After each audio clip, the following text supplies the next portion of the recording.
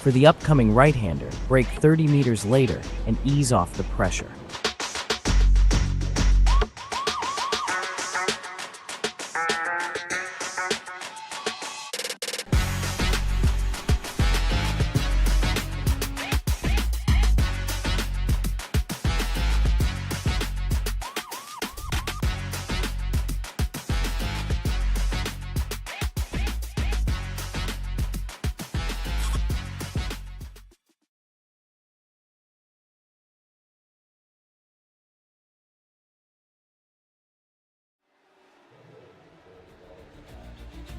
Hello everybody and welcome to the second half of the season in the Trophi.Ai Radical SR8 Championship. We have come now to the Virginia International Raceway after last week's Monza historic experiment, which I've got to say I thought was a pretty big success. Thoroughly enjoyed the racing last week. It's going to be a very different week though this time around at Virginia as we start the second half of the season, which includes some slightly odd circuits, including next week at the Rutskogen circuit, which everybody owns, but I can't imagine many people will have driven on.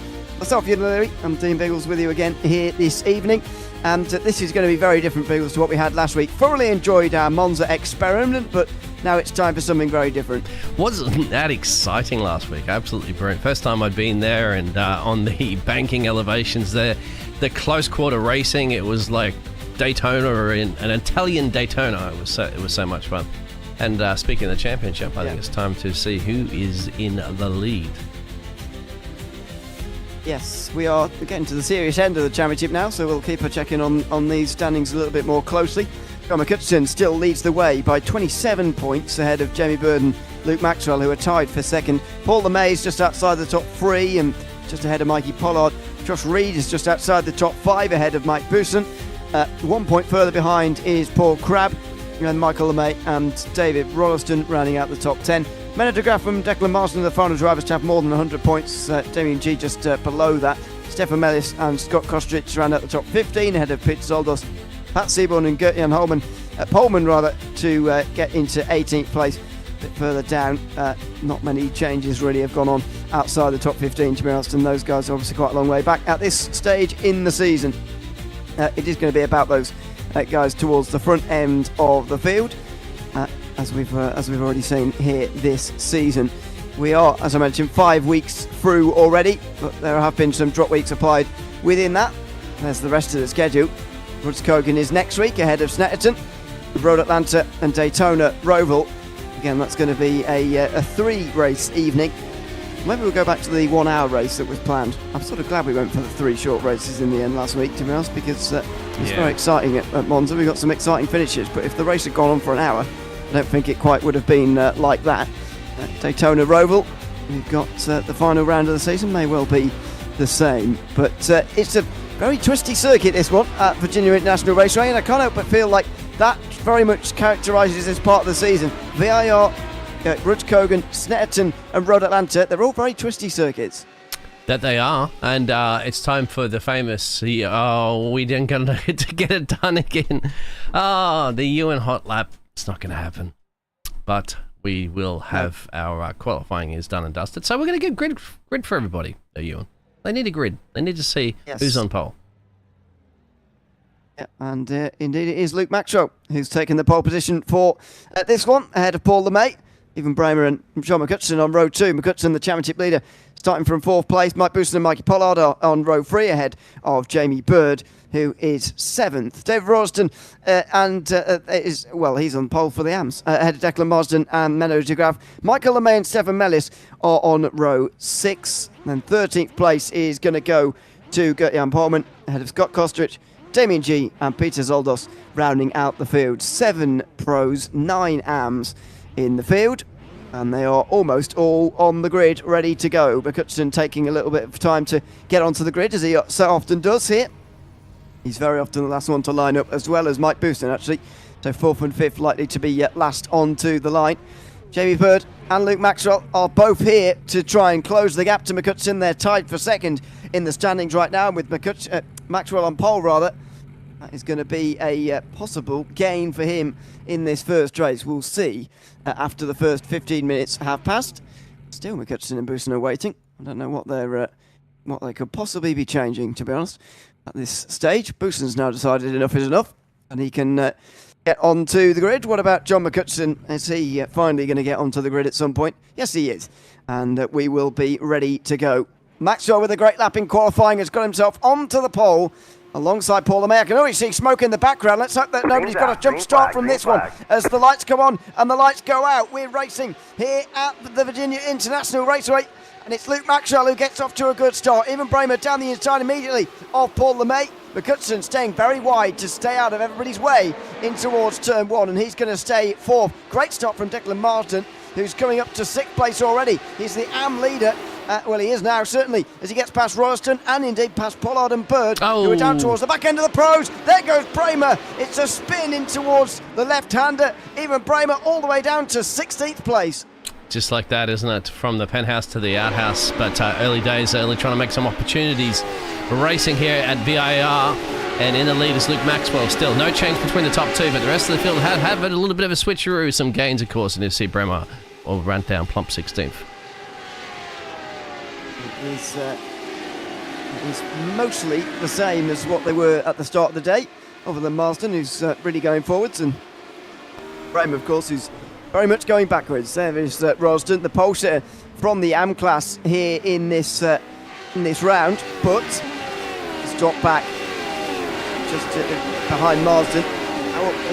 The gap there created immediately to the top two because of that spin to Bramer. We'll have a look at that in a few moments' time when things have calmed down slightly as they go up and down the hill over the back straight and in towards the braking with this interesting section, braking for the roller coaster, turn 14.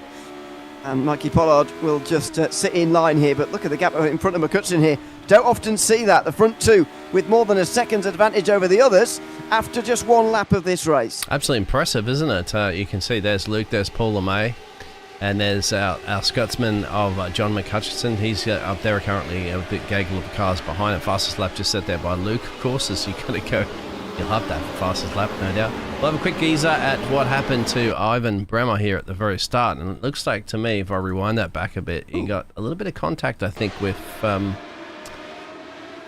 John. I'm not sure John did hit him. I think it was the grass there that spun Bremer around. Let's have another look. I'll try and peel it back. Yeah, John McCutcheon, I don't think, gets into the back of Bremer here.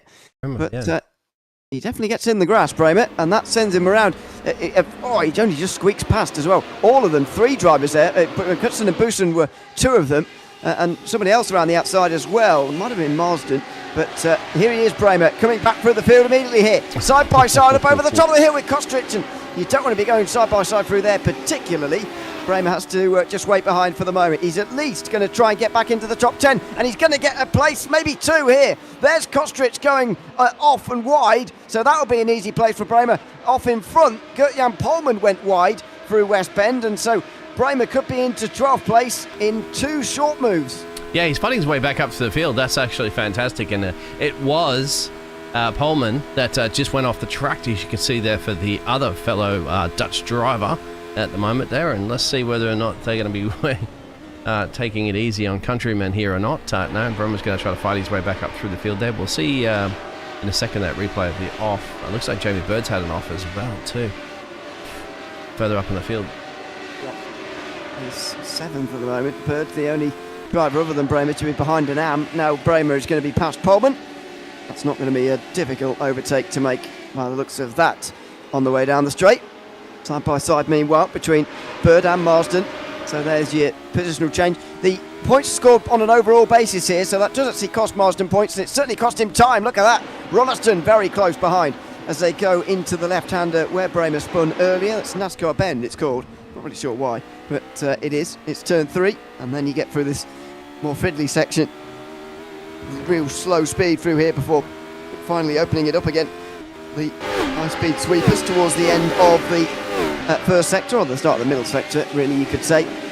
And Royston is applying that pressure, as is Paul LeMay on the back of Luke Maxwell. Got to say, I'm enjoying Luke Maxwell's livery here tonight. Paul LeMay looking to put that in his rearview mirror at the moment. Hammer time. Hammer time. Obviously, they got the hammer time from the old reference to Lewis Hamilton, putting the hammer down on the rest of the field there, trying to get what he possibly can there.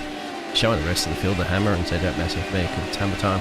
Well, Paul Lemay is about to try to hammer Luke Maxwell into a mistake here. I'm running out of the hammer puns. Want to use his own slogan against him? I should knock it off. Maybe. There you go. Okay. How many of those are we going to get in before the end? Dear me. Through the final corner for Lemay. Ooh, careful on the exit. You've always got to be so careful on that curb, especially as you're coming through turn 17. And now over the line again at the end of the third lap of the race. Just over 5 minutes gone. Should be a 9-lap opener here in this race. As Jamie Bird sets the fastest lap of the race, that shouldn't matter too much. Lemay goes a bit slower than Maxwell this time around, not quite where he needed to be.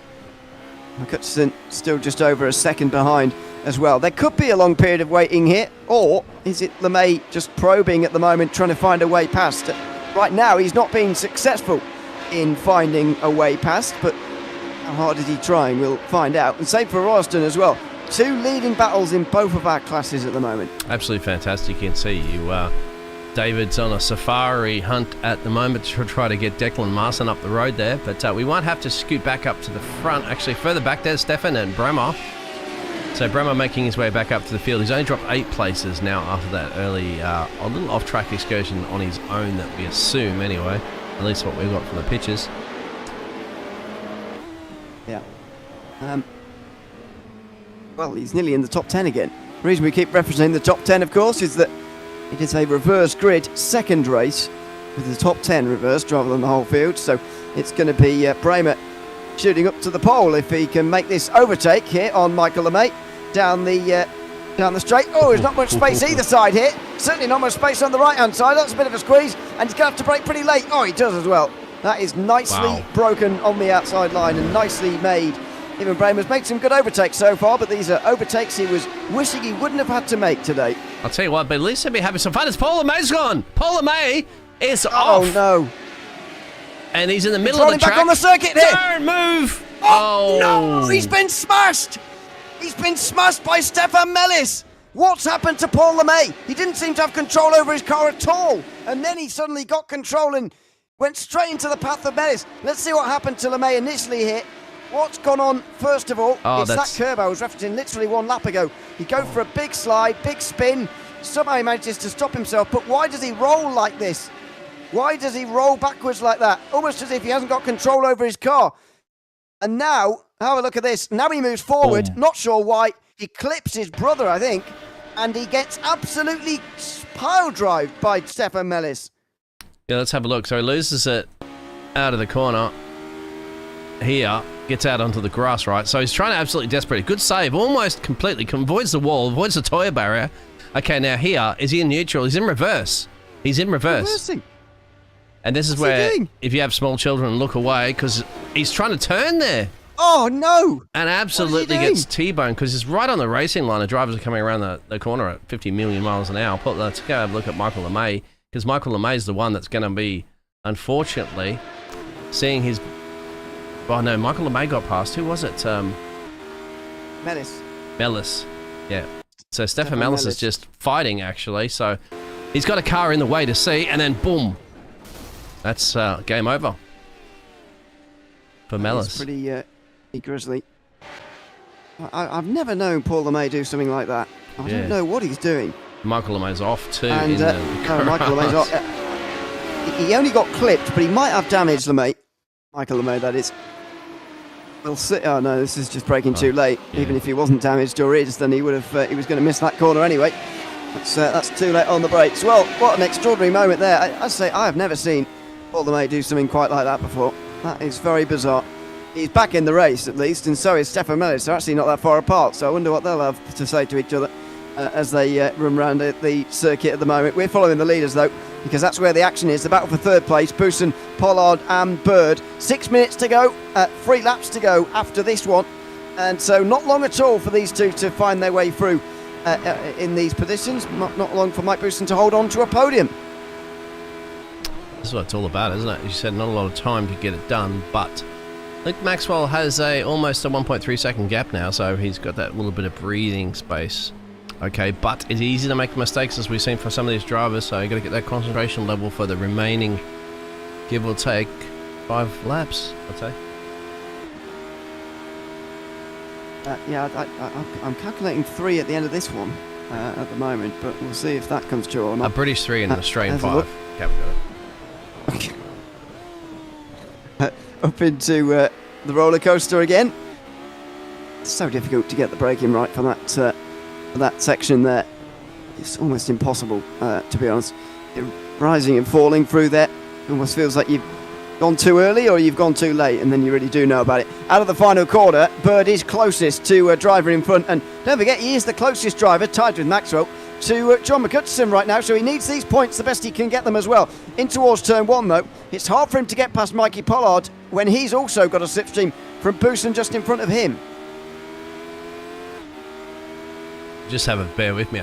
We got almond milk that I didn't put back in the refrigerator, and it doesn't taste very good at all, so blah. What are you doing?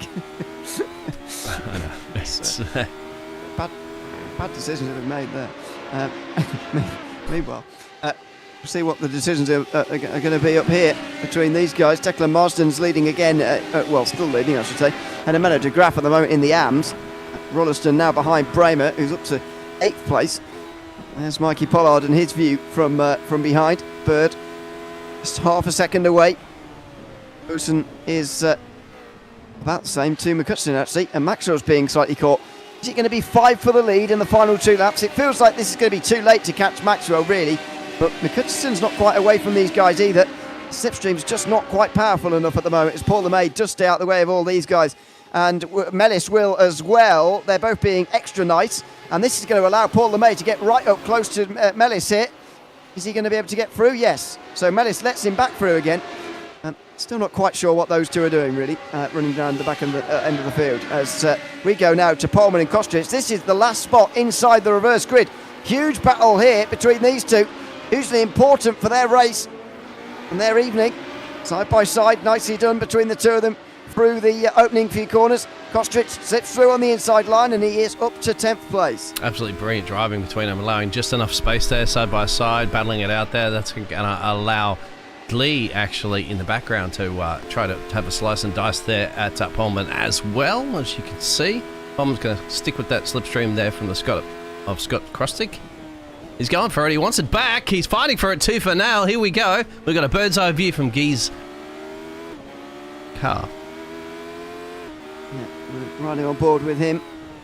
And he's lost it, Kostic. He's lost the position. Pullman straight through into the top 10. And G will not be able to capitalise at all. Actually goes a bit wide there. It's a bit out of sorts, and it's one of those sections where if you get the first bit wrong, then all of them afterwards have gone wrong as well. And that's certainly what happened there. Now, the battle for the lead of the race is getting close again here as well. Maxwell with not that much of an advantage now as he comes out of Oak Tree. He's got 7/10 of a second, which is actually more than what he had at the end of the first sector. So fair play to him. He's been able to get a little bit of a bigger advantage now. But what about Pollard? He is close to Boosen, and he's got no pressure from behind him anymore either, because Jamie Bird is just a second or so away. They're about to get the final lap of this race. At the moment, these front four Scotty are staying the same, and Kostic is off.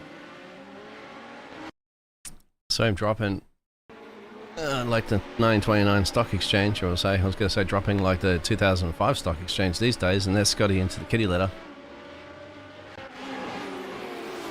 Peter Zolis has got a bit of Michael LeMay for company in the background there, but I think you're right. We're going to switch it back up to the front of the leaders, because any little tiny mistake right now, well, there's 4 of them all battling tooth and nail close, with Bird just 1.5 seconds down the road there from Pollard.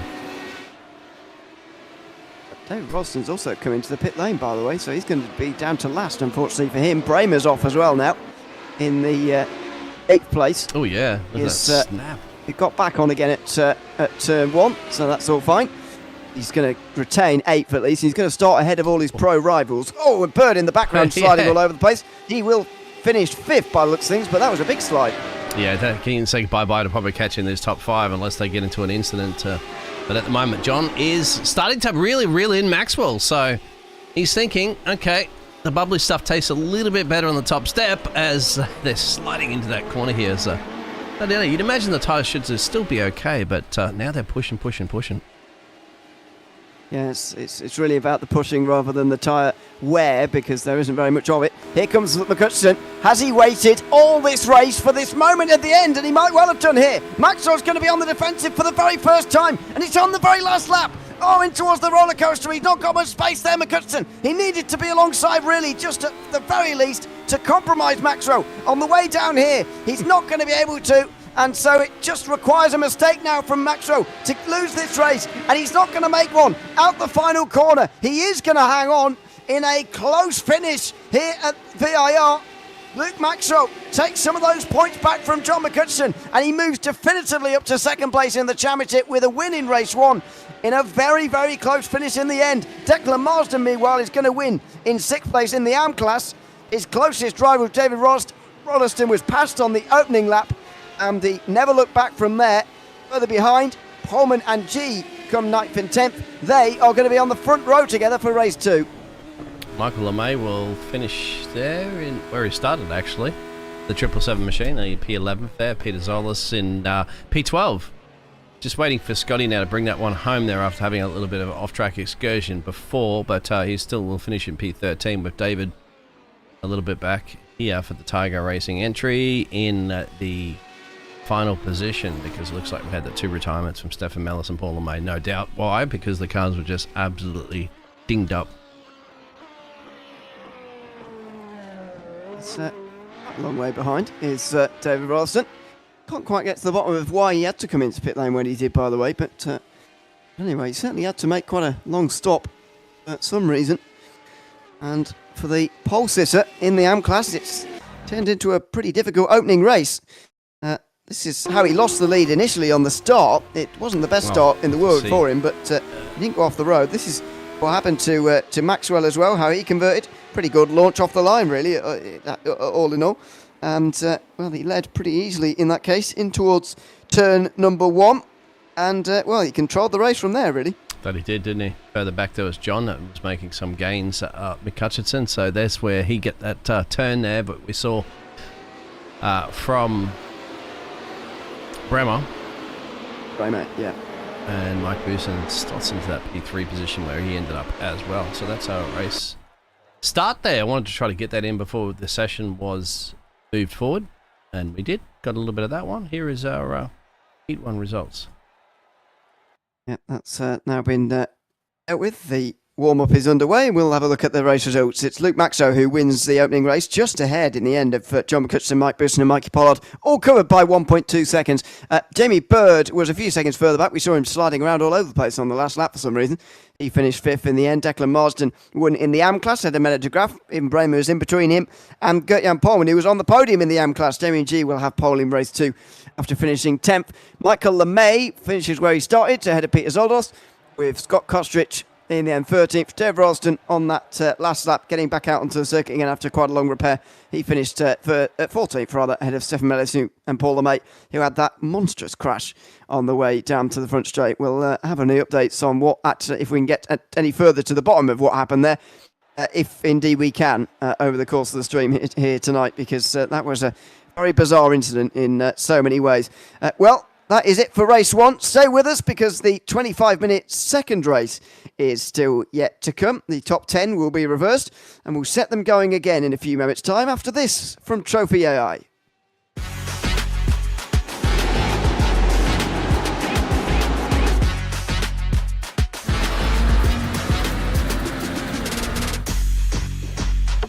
For the upcoming right-hander, brake 30 meters later and ease off the pressure.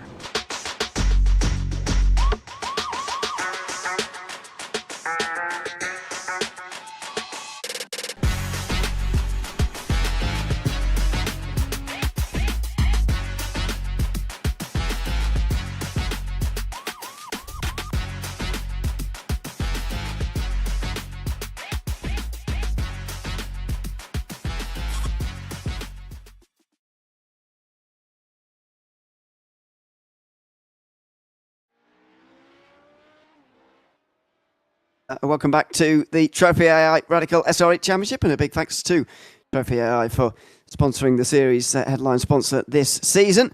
still running for another 4 weeks after this one. We are going to Rudskogen next week ahead of Snetterton Road Atlanta, a real technical circuit section to the calendar there, followed by the exact opposite to that, really, and a bit more like what we had last week at Monza at the Daytona Roval, coming last up on the 5th of May. That will be the final race of the season, so, or indeed final 3 races as it might be, because we switched from a 1-hour endurance to an extra 10-minute race before the 15 and the 25-minute race that we normally get in this series, like what we did last week.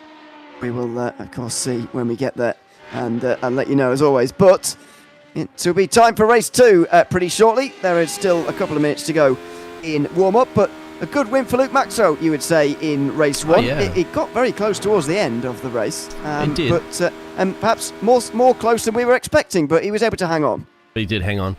And just going over that calendar as well, too, I wonder if they're going to be replacing an endurance race with any of the other ones. They're seeing we didn't do the endurance race at Monza, the historic Monza.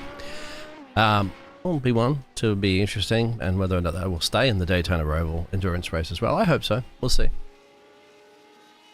Yeah, I think the idea has just been instead of doing an hour-long race, do the 3 races instead. It totals 50 minutes of racing in the end, but when you actually think about all the lobby times or whatever, it's probably about the same time over the course of an evening anyway.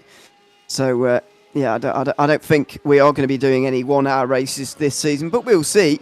It's just so different, isn't it, to the kind of racing we have here throughout the rest of the season. I mean, that race had an exciting finish to it, but if it was in that format, we'd still have 45 minutes to go even at that stage, and the chances of us getting a grandstand finish like what we just had there at the end of an hour-long race is obviously a lot smaller.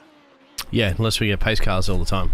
But it's not going to be the case. I was just looking to see if any drivers were going to do a practice start, and right on cue, Jarrett does. Mr. Pullman does a race start. He did it out of pit lane. And I thought that may be the one that gives him a little bit of advantage practicing those. And I always say to drivers, practice your race starts, practice your pit stops as well too. You won't have time to head back into pit road, Buck, because the warm-up session's about to be done and dusted. As he did go into the dust a little bit, but it doesn't matter at this point. He doesn't have to bring the car home. But Jamie Bird did set the fastest time, 1:46 in that practice session. So let's see if he's going to be able to convert that into a race win, perhaps. Yeah, well, he's one of the only drivers bothering to warm up right now. Everybody else feeling that just having a break between the 2 races is probably a better idea. Although nobody's chatting to each other in the Discord this time around, which is slightly unusual. They are instead just keeping their game face on for the race, and who can blame them for that? Let's have a look at the starting grid then for race number 2 here this afternoon. It's going to be Damien G on the pole, ahead of Gert-Jan Polman, just ahead of Ewan Bramer, the first of the pros. Then it is going to be Menno de Graaf and Declan Marsden, who finished 1 and 2 in the first race in the AM class. Jamie Bird is going to be next ahead of Mikey Pollard and Mike Bousson, who are on row 4, ahead of John McCutcheon and Luke Maxwell to round out the top 10. Michael LeMay and Peter Zoldos are just outside the top 10, and they are where they finished, as are Scott Kostrich, David Roston, Stefan Mellis and Paul LeMay, who are both and all going to be starting this race, despite, especially for the latter 2, their big crash in the previous race. Hopefully less of those, and hopefully more good racing in the 25-minute second race here in the Trophi.Ai Radical SR8 Championship at Virginia International Raceway. The lights go out and we're underway here for race 2. What's going to go on here in towards turn 1 this time round? Because race 1 was clean. What about the second time of asking? G on the inside has got off to a good start. Bramer's the one who's really looking forward to this, and he's looking like he's the favourite right now. That looked like somebody going wide, and there's a big smash here. Big smash. Bramer's involved. In fact, the leader's involved as well. Boosen's already leading, Ed and Pollard, and there's nearly everybody involved in a big crash through turn 1. That is majority of the field. You can see all these gladiators now just having a damage limitation. We'll go back to the live pictures here, because Mike Boosen in the lead now, 7 positions gain. Everybody hit the front. Another accident in the back there. Wow, we got a bit of beef there. We're still under green flag, but wow. That is an absolutely massive crash down at the first section. Look at the gap these two have got on lap 1. Yes. It's unbelievable. They're the only two, I think, who have actually gotten away cleanly from this. Maybe you can count LeMay, Mellis and Rolliston as well, but after all, they're 3 seconds behind these guys. And don't forget, Bousson started 8th, Pollard started 7th. These two shared row 4, and now they're 1 and 2 after just 2 corners. We'll go back and look at some replays because this is going to take some working out here. Yep, let's have a look. Bousson, who is currently in the lead at the moment. Let's just see if everybody kind of got away okay. They did. I mean, Bousson got a pretty not bad launch there. As you can see, he's already looking to challenge up the road. But where does it all go pearl-shaped? Up the front here. It wasn't in this corner, it's in the next corner. There's a little bit of kerfuffling that's happening, but... So, I think Bramer hit... Firstly, Bousson down the inside pretty wide, pretty brave, but... oh, look at that. But so we're going to need some time to unpack this. I think the thing that starts it, is Bramer getting into Damien G at the very front there. So it's actually first and second. Bramer with a golden opportunity to win this race just gets overexcited. Yeah. He gets straight into the back of Damien G, who then his rear tyres lift off the ground, and then he goes for a spin. They clip almost everybody. McCutcheon tried to slow down, but he was hit in the rear by somebody as he was slowing down in that might have been Menno de Graaf, not sure. That probably wasn't actually. But just look at this, it just continues on and on and on, and McCutcheon really went through it there actually. Got hit quite a few times. This could be a poor race result for him. Have a look at this. He sees what's going on in front of him, but he gets hit in the rear himself, and so it goes wrong for him pretty quickly here. He slows down, but have a look at that. There you go, in the rear, and now he's just going to continue to carry down the road. He's hit by another couple of drivers, and well, that is just a humongous crash to start this race. Like Maxwell, there's a little bit of contact that we had there, you see, with John and Maxwell, but then Maxwell's has got nowhere to go. Goes straight in the back of John, turns him, and at that point, you're just a passenger. Wow.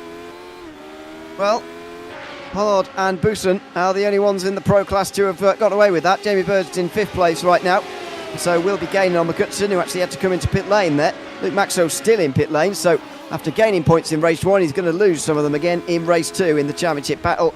Jamie Bird is going to try and gain what he can from John McCutcheon. But this race is very much going to be defined by that opening crash, unfortunately. It's a big shame for guys like Damien G, who's already left the session, by the way, and also even Bramer as well, although you would argue that Bramer was probably the one at fault there. He was the reason why G spun around in the first place. Yeah, some of the drivers says Bousson's really putting the pressure currently on Mikey Pollard at the moment, who is leading this one. These two drivers, of course, well, the top 4 were the ones that survived that carnage of the first lap, and got to seize the opportunity right now. It's a hurl of points here. You're in a good position here to bring this car home and get yourself a podium, if not a race win, while you got some of those other big names sitting down there with busted up cars. David's gone around. I think he's gone off track somewhere. Keep looking out for the Tiger entry because, he's just dropped a car 2 places, I think, Paul LeMay and Scott.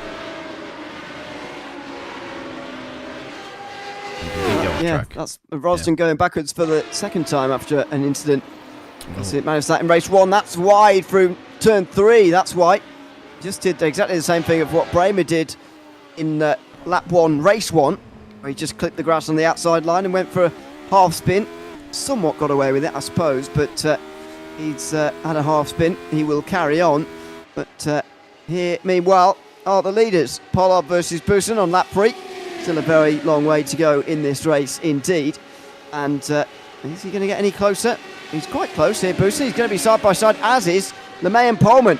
Change for the lead, yet Bousson does get through on Pollard and towards the roller coaster, and further behind, LeMay is continuing to drive through the field himself. He started last, don't forget. He's now up 10 places already. Absolutely brilliant, and he's got a bit of pressure. Jamie Bird's applying some pressure on him. So remember, Bird that had the fastest time during the practice session, one of the only drivers that came out during the practice session, and has a good opportunity to try to get that 5-second gap down that these two drivers have to the top 2. He just set the fastest lap from Bousson. As he's applying the pressure right now, here we go to LeMay and Bird. Battle for P3. Chased him right across the road there for a very narrow line towards turn 1, and Jamie Bird goes through into 3rd place ahead of LeMay. Mellis then next in line as well. He's also made a very good start alongside Paul LeMay. Now 5th and 6th after gaining 10 places each. Royston's going in the pit lane in the meantime. Yeah, this will drop down. Hudson gets another place. This is Yeah. This is further back with Zoldos, Marsden and Kostrich. Field so spread out considering we're only 6 minutes in because of that early crash. Yeah, drivers aren't where they probably were thinking they were going to be, but I don't know if you want to go side through there, Declan. Just hold your horses a little bit. You got a bit of time to go, and don't risk it for a biscuit like that, my friend, especially when Scotty's in this mix. And Scotty, if I was him, I'd just sit back and just see how this is going to pan out. See if Declan can get the pass done on Peter Zoldos. Certainly trying. Well, that's not the run you need out of Oak Tree that time. So he is going to keep trying, but not this time. Mellis and LeMay, meanwhile, Michael and Paul LeMay are around right now. And Mellis is going to get through on Michael down the inside. And now the two brothers are going to be running nose to tail. I'm glad that they've gone for the similar livery so that you know they're in the same team as they often do in team racing, but also it's got a good exit they're here. different enough that you can tell them apart as well. Yep, Here comes Paul LeMay. It's going to be a very easy pass. He's got a much better run out the final corner. He is a pro versus Michael LeMay as an am, and so you'd expect that move to be made really on the inside in towards turn 1, and he's up to 5th place. Paul LeMay pretty easily through. Brotherly love between the two drivers as Bremer makes his way past Peter Zoldos, and he's up currently. Damage limitation, of course, for the 36 Dutchman as he's trying to fight his way back up through the field, and he will, no doubt about it. He'll never give up, he'll never surrender. He will fight. He's got time on his side, at least to secure as many points as he possibly can in what's been a topsy-turvy race, feature race. It has been so far, especially because of that start. And even Bremer may well feel responsible for it as well. He's going to go side by side now with Kostrich and towards the S's. I think he did this last time when he was coming through the field as well in race 1. He was side by side. He didn't go through that time round, but he did have a look at side by side. He did it again that time round, but moves up into ninth now in Bremer, and that's a pretty good overtake to make. Meanwhile, Busson and Pollard are nose to tail as well. Busson got through not that long ago, but Pollard's staying right with him for the moment. These two look like they're going to have a good fight and a good race here in race 2. These two are lapping in the 141s. Okay, the mid to late 141s. The rest of the field are in the 42 clubs, 43 clubs. So that's why these two have got a 7-second gap there to Jamie Bird at the moment. P3, you can't even see any pictures just yet. He'll pop his car up over the hill there in a minute. But yeah, just in a league of his own, these two. Seizing that opportunity. 7 positions gain there for Mike, and 5 positions gain for Mikey. It's the Mike, and they're not a law firm either. They are just racing drivers out here in our Radical Season Championship.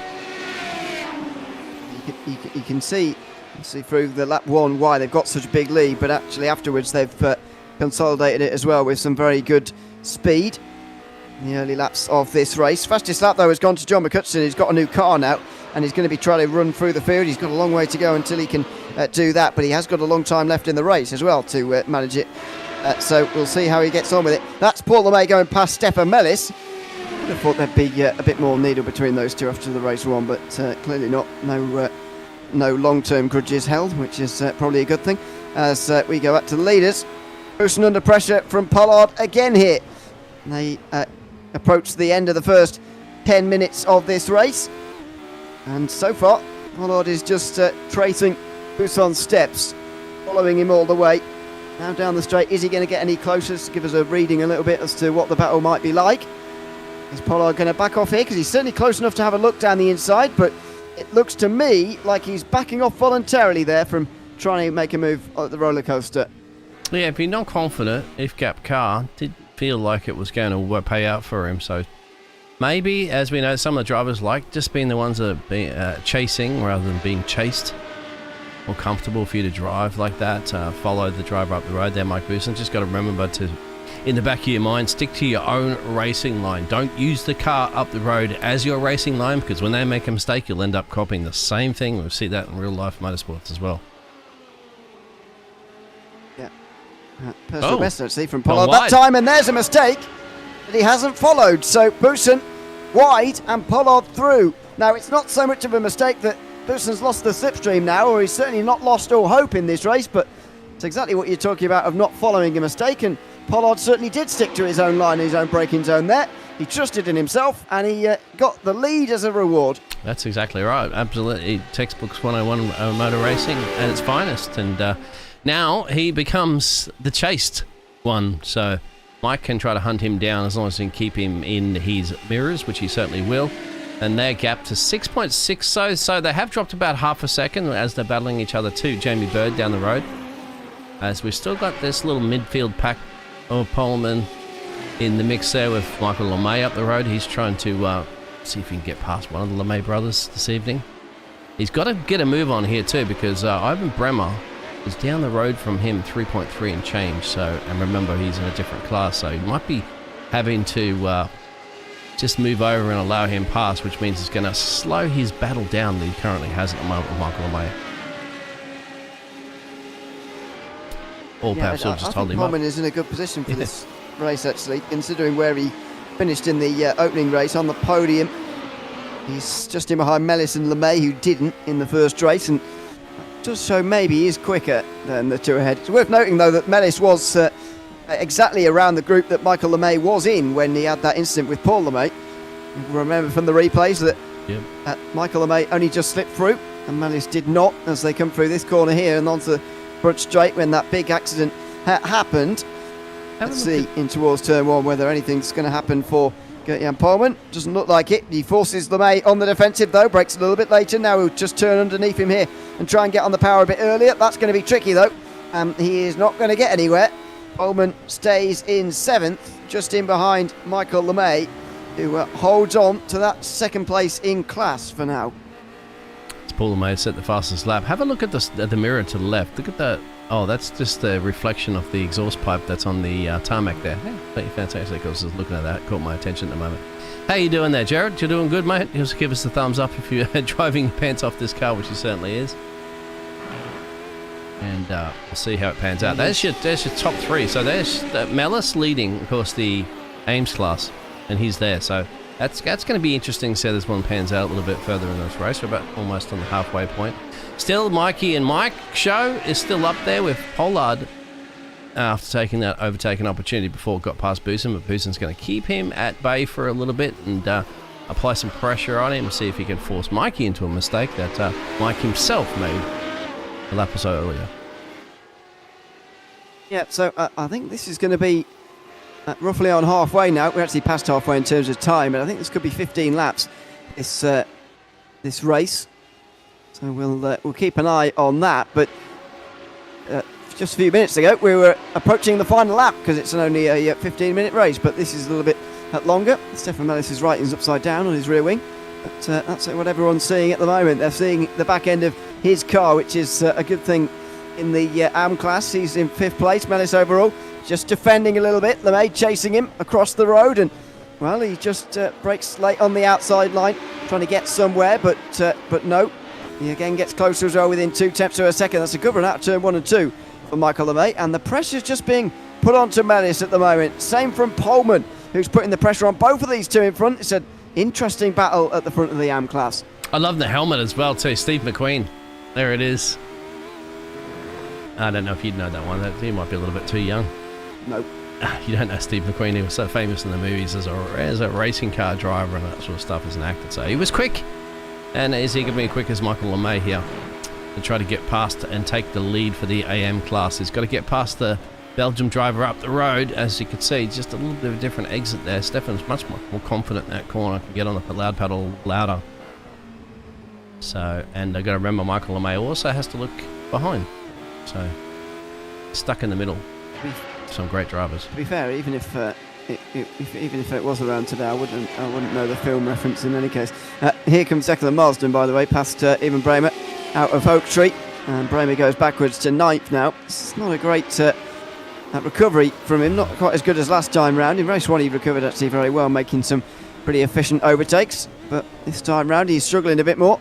And Declan Marsden's back in front of him here again as well. I imagine though Bremer's a bit sick of having to repass a lot of these guys that he's already passed in the day. As Boosen now goes down the inside of Pollard. Is that too late? No, he's pulled it up in time, and with just less than 10 minutes to go, Mike Boosen takes the lead again. The hunter becomes the hunted and the prey becomes the prey. Those two are going to be on it too for now. It's going to be fantastic to keep that racing nice and exciting. The racing, of course, for the Pro Class and the win.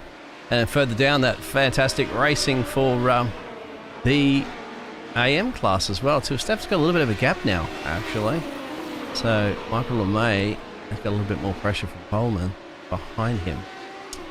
So that's how the situation is going to pan out at the moment for the Radical Championship as we are in round 6.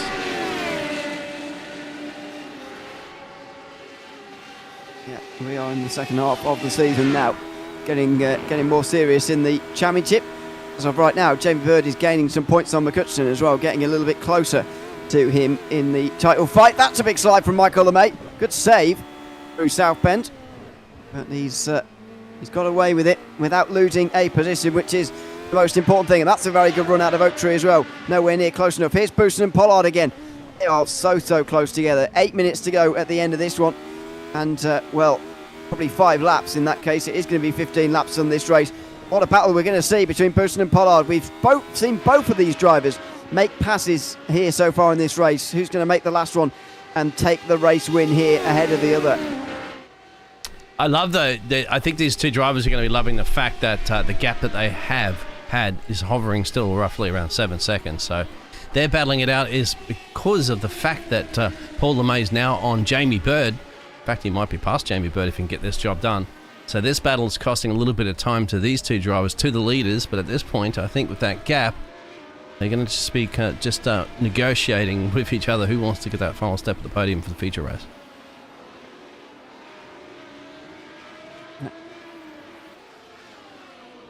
It is the second race of the day in the reverse grid race. It's odd to remember that, really, given the look of the field at the moment. But big crash on lap 1 has really changed the way that this race has looked from the very beginning. Kosteric, meanwhile, is back on to Marsden here, who's been overtaken by Bramer again, pretty convincingly as well. Marsden's gone backwards. So it's now up to Scott Kosteric to make up that position. And Michael LeMay still under pressure from Pullman here. It's allowing Mellis to get a bit of breathing space as well in the lead of that class. Yeah, it will be. And these two, if you were working together as frenemies, essentially, not even as teammates, but you got to remember, we've got to work together here and try to get Stefan. Ultimately, both of these drivers here, all 3 drivers, want to take the win in the AM class. And you can just see a little bit of a mistake, actually, from Stefan. So that's given Michael LeMay a little bit of a punch out of the corner there. And that Steve McQueen themed car helmet there is going to give him a nice little toe. Inspiration, perhaps. Paul LeMay on the back, Jamie Bird now moved down. So these two are going to be going for it tooth and nail for the final step of the podium. He's going the way of Paul LeMay right now as well. He looks quicker. He certainly wasn't qualifying, and he's looking to be that way in this race now as well. Here he goes on the outside line, over the line. He's going to have a nose in maybe not just in front. Oh, and he just about weaves over into Bird as well. Could get a bit feisty now in towards turn 1. Quite late on the brakes from Bird, to be fair, and so he'll stay in front here on the inside line, but he slides on the exit. This is on the ragged edge for these two. Oh, they slid out. Look down the inside. He falls into an error. He goes wide, and now he's got his chance into turn 4. LeMay down the inside, and he's up into third. He goes a bit wide there, though, and he'll have a less than ideal run through here. Well, will Bird get back at him again now as he gets into the slipstream? This could be trouble into the high-speed sweepers at the end of the first sector. No, Bird not close enough. In the end, forced into a mistake by Paul LeMay. Oh, brilliant racing, but isn't it? Wheel-to-wheel racing. You just see little tiny mistakes creeping in from both the drivers actually themselves, and at this point, we're just going to keep it on the tarmac is going to be the crucial part, because you can see that battle a little bit further down the field from behind them. And this battle as well, too, cost a second to those 2 leaders you see on your pictures at the moment. So I kind of figured that this would allow those top 2 of Mike and Mikey to continue to open up that gap. But they are still going for it tooth and nail to decide who wants to win this race. Further back, we've still got the battle that's brewing to see who wants to win the AM class. So you wouldn't want to look away from the screens right now, because this action is building up to a climactic final. Couple of laps. It is very much so. LeMay all over the place there. He almost constantly looks like he's about to slide into a spin, actually, LeMay, but it just seems to be the way that he drives that car, really, and sort of uses its strengths. It really sits on the rear end sometimes, and he's coming out these corners especially. Here comes Bird in towards turn 1. Goodness me, Melis has got 4 drivers behind him all of a sudden. Yes. He's been fighting and defending so hard that even Bramer's caught up now, and they're all going to have bad memories after that. Bramer's looking down the inside of a 3-wide moment. He could get hit here. Oh, Melis there just about will be thankful that Pullman got that pulled up just in time here. Michael LeMay on the outside line now. Might well just give it up here and say, you know what, Bramer can go through here. Yeah. And maybe I can make up those positions later, but there's only 4 minutes left to go now. I think you got to let him through at this point because their battle's not with Bremer. And if anything, it's just going to throw them off their own racing line, throwing everything around you at the moment. You're throwing your concentration off. You just got to let him through there so he can continue your fight because it's now allowed Stefan to Melis to get this little bit of an advantage there. And running out of time, aren't you, if you want to get the AM class win? But he's not letting him through. Could be decided with Bramer coming through. This is Bremer's gap now. Fight for it. Oh, and off. Oh! Bramer's off again, and he spins and slides his way out of the top 10. Well, he's actually going to be 10th at Porges, but either way, that is not good for Ewan Bramer at all, who was started probably as the favourite for this race. Here comes LeMay, meanwhile, on Bird in towards the roller coaster, and he gets back through again. Yeah, so Paul LeMay is back into 3rd. How long is it going to last, though, with 2 more laps to go after this he's one? coming back. He's coming back. Don't go side by side through there, gentlemen, please. Brilliant. Another run now, out of the final corner this time. And so did Busen, actually. Here he is, inside line of Pollard. The two are 9, nearly 10 seconds in front of everybody else, and so they do have time to decide this one between themselves. Big slide from Pollard as they're both on the ragged edge now. All of these drivers wringing absolutely everything they can out of these cars, and Pollard will keep the lead. So, penultimate lap, and it's going to be Busen who has to make the overtake now. Well, he's going to get over there. You can see both the cars sliding a little bit. They're putting the power down out of the corner, and the rear end's just wanting to step out on them. Brilliant. I think at this point, when are you going to make that overtake? Do you want to do it on the very last lap so that you disallow the other driver to have come back at you? Usually that's an opportunity, but of course you're basically risking it all, aren't you, on that gamble to get the overtake done on that last lap? Because if you don't yourself, of course, you run out of time. So that's probably what's going to be going through these drivers' minds at the moment as Paul LeMay and Jamie Bird are still battling it for the P3 position. I think it might sort itself out a little bit. I think Stefan Melis might have that AM because he's now got almost a second gap there because of... Oh, well, you'd have to say Bremer might not be a happy camper, isn't he? Because he had to battle with the AM class drivers there, but no, they don't have to yield to the pro class. They don't have to. It's up to them. They can do what they want, and they will do. They can battle away. Here is the battle for second place. I think you're right that Melis has got the win probably sewn up here in the AM class, but the second place is still very much up for grabs here, and so are the rest of them here. Actually, the podium places with the two coming up behind Marsden and Costa. It's going to be loving this. Michael LeMay comes through on the inside, and Pullman thinks that, well, it is the penultimate lap, so let's not have a battle right now. Let's leave it for later. These guys can't leave it for later. It's now or never if you Mike Busen. The outside worked for Pollard last time through turn 1 and 2. It hasn't worked for Busen this time on the very final lap of the race. Mikey Pollard now with one of the big overtaking opportunities in the rearview mirror. Yeah, I have to switch back for that for a second to see how this is still going to pan out with Jamie Bird and Paul LeMay. Absolutely brilliant! And Bird's going to have to set it up the inside now. No, he got a little loosey-goosey. No, he's covered him off there. Paul LeMay is still fighting this 27 machine. 2 for now for the Two Brothers Racing entry. Well, that was close to a big spin there from Paul LeMay. He was really right out sideways. And, well, Bird is going to try and come back through again here in towards the sweepers, but he's not close enough for a dangerous set of corners, not particularly on your own, but to be going side by side through here, you've got to be extremely alongside, and you've got to be extremely brave as well if you are going to do that through South Bend. And LeMay looks like he's got this one. Has Pollard got this? They're into the roller coaster for the final time, and he knows that his run isn't good enough to keep Busen at bay the whole way down here. Here's the first rise. The second one, you hit the brakes, and you get into the final chicane here. Here we go. Busen inside for the first bit, outside for the next. He'll have to give some space up here as he's broke late. That will be fine. Here comes Pollard around the outside. He needs to stay there. He needs to be on the inside for the final corner. This is the last lap of the race. They're battling for the race win, and it's going to be a run to the line here. Busen tried to turn underneath him and get a run onto the front straight, but he couldn't do it. And Mikey Pollard is going to win. A great defensive display on the final lap of this race. And Mikey Pollard is going to win here at VIR, just ahead of Mike Busen in a very close finish. Brilliant. And further back at the moment, Paul LeMay will get that final step on the podium after his battle there with Jamie Bird. Will have to settle for P4. Stefan will get the AM class win. He's got enough gap, as you can see on the picture from Michael LeMay there, who should secure that P2 in that, but we'll see how that pans out, because there's also Scotty. Will Scotty get past Declan? No, he won't. So Scotty will settle for that P8, 5 positions gain there. And then the rest of the field, of course, all the drivers that some of them managed to bring it home, and of course some of them did not, with that huge lap 1 incident. John McHutchison will get the fastest lap too, just for consolation prizes. Go ahead. Yeah. Yeah, sorry.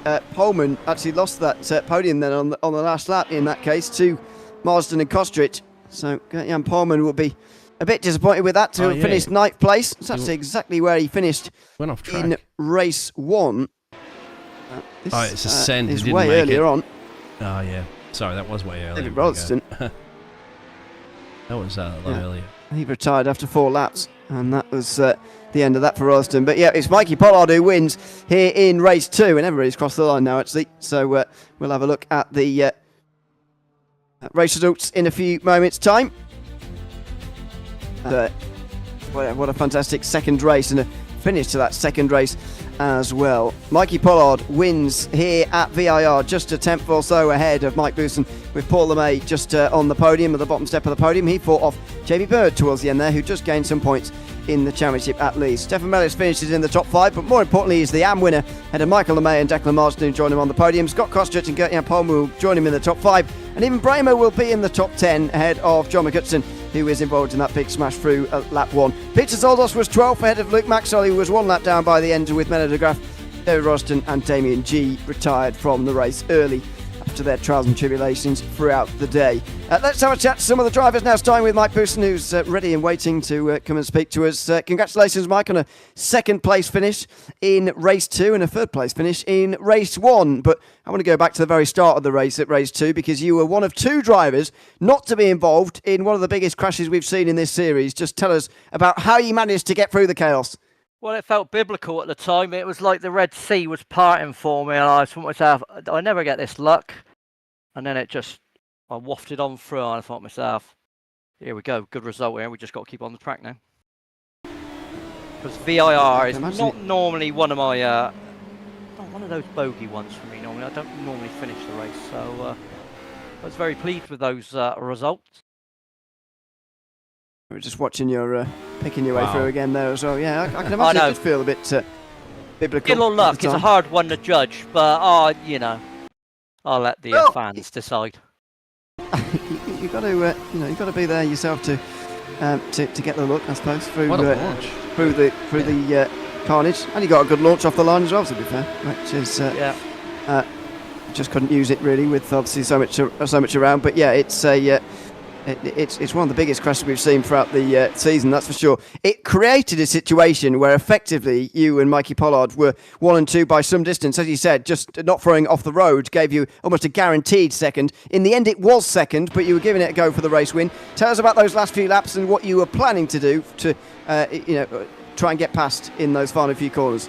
Yeah, I don't really race too much with Mikey yet, but obviously he was behind me in the first race, so I was pretty confident we were going to have a clean, fair fight, and I thought hopefully he'll get the idea, obviously, that let's build a gap, let's keep going, let's not worry about it too early on. And into the last 3, 4, whatever laps, thought, so let's have some fun to make this a bit more interesting. But it was all about being in the right place at the right time, obviously, on that circuit, and I didn't want to be first, obviously, at that point. I thought to myself, I will go for the run, but got a little bit out of shape coming out of Oldo, whatever it's called. And I thought I had him. I thought I'd got enough. I thought I'd be able to close him off. And then when he had the inside line on the last sort of corner, I thought, I'm very quick through that. I'll switch back, but I was too quick coming back over. Blocked my own run, just like second, which I was happy with, to be fair. It was a fair race. Yeah, and it was a good result in the end as well. Is there anyone you'd like to shout out before we let you go? Let's have a shout out to the the legend that is James. James, where is he tonight? Doing another the broadcast again. Yeah. Well, you can look at it two ways. I've got my favourite two best broadcasters, or he just couldn't be asked to turn up again. I'll let the public decide. Yeah, we will let the public decide. Pass my regards on to him. Yeah, okay. I'm sure he'll be grateful to receive Us lowly peasants, thanks very much. you know. Thanks very much for chatting to us. We'll see you next week, Mike. Catch you soon. Cheers. That's Mike Booston, second place here in race 2, and a double podium night for him. Mikey Pollard finished just ahead of him, though. Hey, Mike. We can now race, chat mate. to the race 2 winner. Oh, sorry. I just interrupted your conversation. I do apologise. Congratulations on the win, Mikey. It was a great win and indeed battle between yourself and Mike. Tell us about those final few laps and your defence of that race lead. Yeah, that was fantastic fun, I have to be honest. I don't know what happened at the start. I did not expect to be fighting for a win, to be honest. It's not a track I'm particularly good at historically. So, yeah, eternally grateful for everybody crashing at the start. And then, yeah, Mike and I went hell for leather. Lap after lap, we swapped the lead quite a few times, didn't we? But I had an eye on the gap behind because I could see Paul and Jamie closing that for a while. So, you know, a couple of times Mike and I just got into formation and made sure we held that gap, and then we had a good battle at the end. And yeah, I'm not sure how I held it off, to be honest. It was very clean. We were side by side a number of times and didn't have any contact. So yeah, just brilliant racing. Well done to Mike, and yeah, really enjoyed it. How have you found the season as a whole so far? Because coming into today, you were 5th place in the championship. I think you would have moved up a couple of places after tonight, actually. Obviously, we'll check that when all the maths is done. But how have you found the season as a whole in this series? Really enjoying it. It's quite a change for me. I don't tend to drive cars that are this fast because I'm quite old and decrepit, to be honest. It's quite a challenge for me, but I've really enjoyed it. I'm loving the radical. And the choice of circuit so far has been great. So yeah, long may it last. Yeah, love it. Yeah, let's hope it does going into next week. Is there anyone you'd like to give a shout out to before we let you go? You know, I'm going to shout out to my mum and dad. I saw them for the first time in quite a long time this weekend. They were visiting in town. Lovely to see them. So I'm going to forward this video on to my dad. And hi, mum and dad. Excellent. Congratulations on the win in race 2, especially Mikey, and thanks for chatting to us after the race as well. Thank you. Nice one. Cheers. Thanks very much, Mikey Pollard there in the win, or getting a win rather, for race 2 tonight. Race 3, or P3 in race 2, was taken up by Paul LeMay after a battle with Jamie Bird to the line. Congratulations, Paul, on a podium and the most places gained of anybody in race 2, although I suppose that was likely to happen since he started from the very back end of the field. And we're about to watch your lap 1 again. Tell us about that lap 1 in race 2 from your perspective. Well, it was good evening, guys. It was just I was just trying to be as cautious as I could. Totally messed up going into turn 1 and went wide.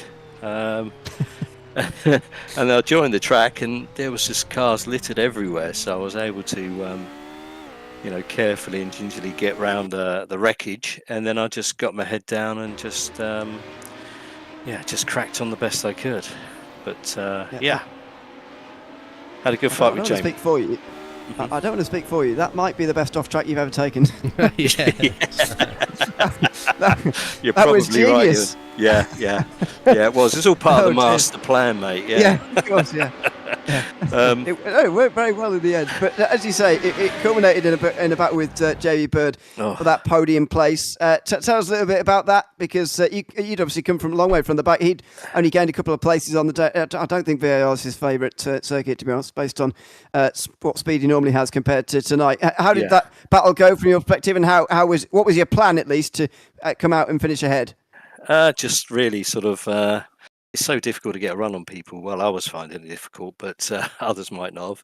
But really just get as close as I could and keep maximum pressure on. And then hopefully be in a position to sort of get onto the back straight and draft him out the back there. But it was really difficult. So, yeah, I was just looking for any sort of opening that was, a reasonable sort of chance, really. Obviously, I didn't want to take us out.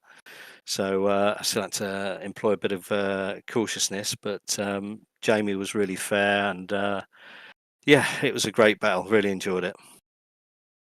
Well, congratulations on finishing on the podium in race 2 at least. Is there anybody you'd like to give a shout out to, Paul, before we let you go? Shout out to Mikey Pollard for the win. That was superb. An apology to Stefan Mellis for my race 1 faux pas. And a shout out to Jamie as well, because he raced really fair, and it was a good battle. Really enjoyed it. Just one quick one, by the way, on that. How did you end up rejoining straight in front of Stefan Mellis? I must thought it looked like you were sort of. I couldn't work out what was going on. How did he manage to do that on the front straight? What, race 1? Yes. Race 1, yeah. No, I lost it coming out of the last corner behind Luke. Managed to sort of gather it up, but stopped across the track. Saw people going behind me to avoid me, and I then just tried to back up just a touch to sort of spin the car around, but I backed up too far, and Stefan came in front of me, I think with Ivan as well, Bramer, and Stefan went straight into me, so it's totally my fault, and I ended up upside down in the pit lane. So we both had to go and get repaired. That's quite a spectacular pit entry. I think you nearly took out your brother as well, actually. Yeah. But you crawled out of the car. Highly a bit awkward. That's the highly embarrassing, mate. That's what it is. So apologies to Stefan. Well, there we go. It turned out all right for both of you in the end, actually. Finishing third. It's all part of the plan, as they say. Okay, congratulations again, Paul. We'll all right, guys. We'll chat to you again next week. Yeah, take care now. Bye-bye. Thanks very much. That's Paul LeMay in third place in race 2 here tonight, just ahead of Stefan Mellis, who finished in 5th place. He has our AM winner from race 2. We can chat to him as well. Stefan, congratulations on the AM victory in race 2. Now, you started on the back row of the grid after all that went on in race 1, and we'll get to that later, but how pleased are you to have won here in race 2 after having started so far back? I'm very pleased. It was amazing to race. You can hear me, yeah? We can hear you. Okay. Yeah, sorry. Mostly that's an issue. But no, it was amazing. Very good battle with Michael, and I avoided the crash, surprisingly, and suddenly I was second. And of course, some of the positions obviously coming through lap 1. We're just watching you on board from the opening lap. Tell us a little bit about how you got through the chaos. Yeah, well, I saw a lot of smoke and pieces of cars flying around, and I thought, I didn't know where to go. I just followed Michael, and that was the good way to do. And race 1, how did you feel after all that happened in the first race and the way that your race ended effectively? I followed. I should have followed Michael there too. He avoided Paul, but I didn't follow him, and I just ran into him completely. Well, congratulations on making amends for it in race 2 and getting that AM win. Is there anybody you'd like to give a shout out to before we let you go? Same as always, my wife for her patience, and of course to the winner of the pros, and everybody. You guys also. Well, thanks so much for coming to chat to us, and congratulations on the win in race 2. Thank you very much. See you next week. Thanks very much. That is Stefan Mellis in the booth, chatting to us after a race 2 victory in the AM class. Well, Biggles, that was a pretty good evening of racing, I would say. Certainly high drama. Lots of crashing at the start, which is a bit unfortunate, but some nice racing at the end, which is what we will come to see. And look at John's damage limitation too. He still manages to finish in P11 after all the shenanigans, and Ivan Bremer as well too.